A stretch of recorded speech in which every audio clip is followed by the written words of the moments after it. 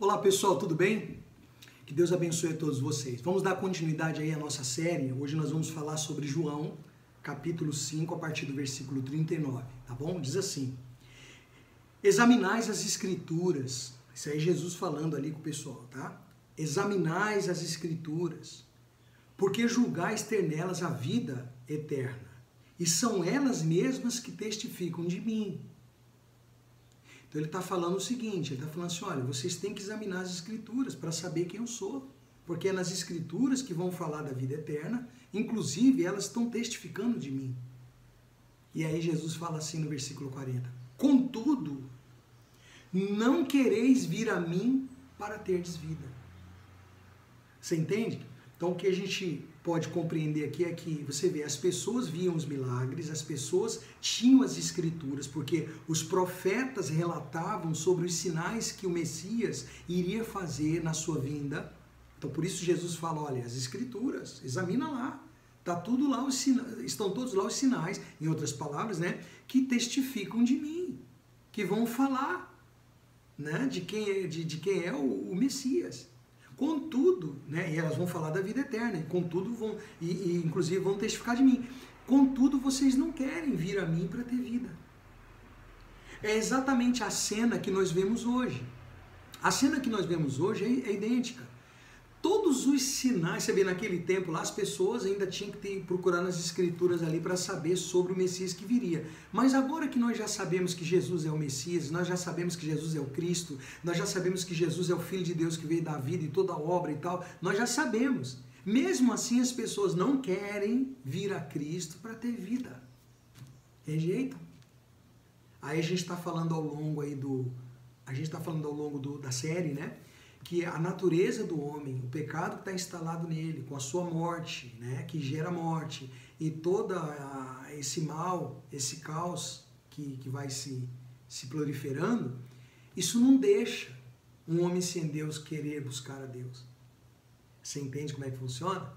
Eu vou dar um exemplo aqui de uma experiência que eu tive nesse trabalho que nós fizemos muitos anos aí com o trabalho nos presídios, né? E eu estou lembrando aqui de uma situação onde dois presidiários estavam discutindo, estavam brigando, né? Quase saindo na mão. Né? É que um estava de um lado, estava do outro, e tinha aquele pessoal do deixa disso, né? E eu estava lá no meio e eu via a discussão. E aí um insultava o outro, chamando de você é um marginal, você é um vagabundo, você é um... né? Falava lá uns palavrões lá e xingava o outro e falando que ele era bandido. Aí ele falou assim, não, e o outro não aceitava. O outro falava assim, não, bandido é tu. Você é bandido, porque você caiu aqui porque matou o fulano. Eu estou aqui porque eu roubei, só porque eu roubei. Então, quer dizer, é cômico hoje.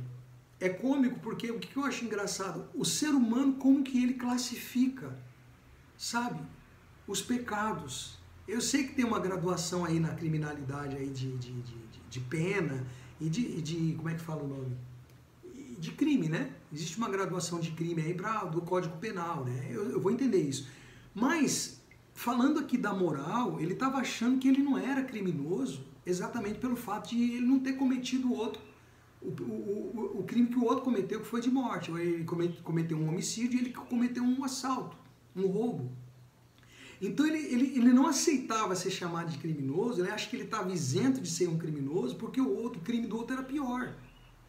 Então você olha assim, você entende que os dois são criminosos, né? Estão ali por causa disso. Porém, a gente fala, nossa, mas ele não entende isso, só que nós somos assim. O ser humano faz a mesma coisa, né? Eu escrevi aqui, inclusive, para não esquecer, né? Nós somos da mesma forma, nós somos do mesmo jeito. Todos nós somos criminosos diante de Deus. Aí o crime aqui não são os delitos de roubo, nada disso, são os pecados. Diante de Deus, os nossos pecados são os nossos crimes, né? São os nossos delitos. Todos nós somos do mesmo jeito, somos criminosos diante de Deus, né? Mas uns não admitem seus pecados porque tem gente pior. Sabe? A pessoa acha que pelo fato da outra, não, a outra adulterou, eu só menti. O outro roubou na empresa, eu só fofoquei. Então ela não admite que é pecadora, que tem pecado também, porque ela acha que sempre tem alguém pior. Porque se a gente for medir com essa régua, então, já imaginou, comparando com Hitler, que Hitler fez, nós somos santos. Comparando com ditadores que oprimiram pessoas e mataram milhões, nós somos pessoas mais maravilhosas do mundo. Só que o que as pessoas têm que saber, você tem que saber, que nós, no dia da prestação de contas, naquele dia, no último dia, nós não vamos ser comparados com Hitler. Né? Nós não vamos poder bater no peito e falar assim, Senhor, eu não fui como Hitler. Não, nós vamos ser comparados com Cristo. Deu para pegar? Porque muitas vezes a pessoa fica se comparando com pessoas que fazem coisas piores que ela, ou tem pecados mais grosseiros que ela, e ela se isenta, acha que não, eu estou bem. Perto daquele ali, eu estou muito bem. Só que ela se compara com aquele que é pior. Mas na verdade, a comparação deveria ser com o melhor. E eu tenho consciência, você deve ter também, tem que ter a consciência de que nós nunca seremos como Cristo. Mas o que vai ser colocado em conta, vai ser cobrado, é o quanto você se pareceu com Cristo. O quão próximo de se parecer com Cristo você foi.